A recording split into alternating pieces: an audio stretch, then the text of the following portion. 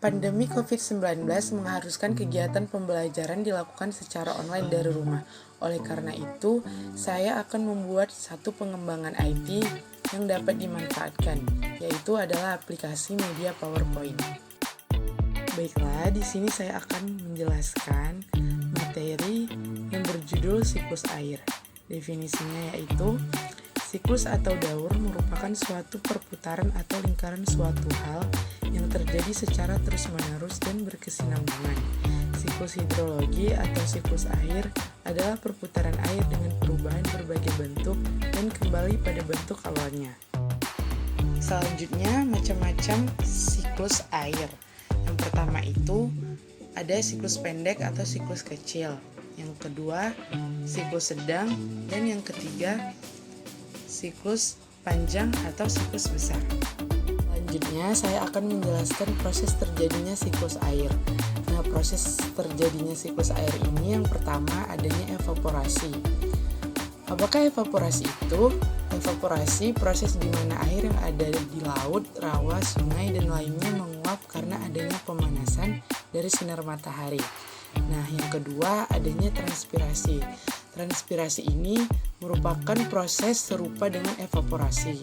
Hanya saja proses penguapan ini terjadi pada jaringan makhluk hidup seperti tumbuh-tumbuhan. Yang ketiga adanya kondensasi. Nah, kondensasi ini proses di mana berubahnya uap air di atmosfer menjadi partikel es yang sangat kecil di suhu yang rendah. Dan yang keempat adanya presipitasi.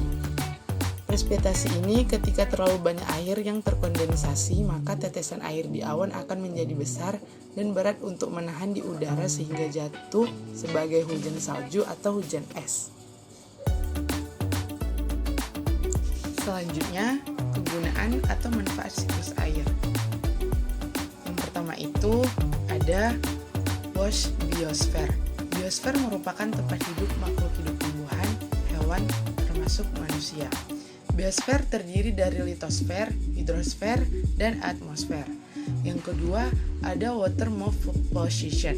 Secara teoritis, semua air di bumi kondisinya statis. Oleh karena panas matahari, panas bumi, tinggi rendah permukaan bumi, sehingga air bergerak mengikuti hukum siklus hidrologi. Dan yang terakhir, water supply. Dalam sirkulasi hidrologi, air melalui berbagai tempat, terutama di daratan, baik yang melalui permukaan atau bawah tanah. Berdasarkan hitungan, jumlah air sangat memadai untuk memenuhi kebutuhan manusia, hewan, ataupun tumbuhan. Nah, jadi PowerPoint merupakan salah satu pengembangan IT yang sangat bermanfaat dalam pembelajaran online saat ini. Tidak hanya mempermudah para guru dalam menjelaskan materi, tetapi juga membuat para siswa lebih tertarik untuk mempelajarinya. Terima kasih.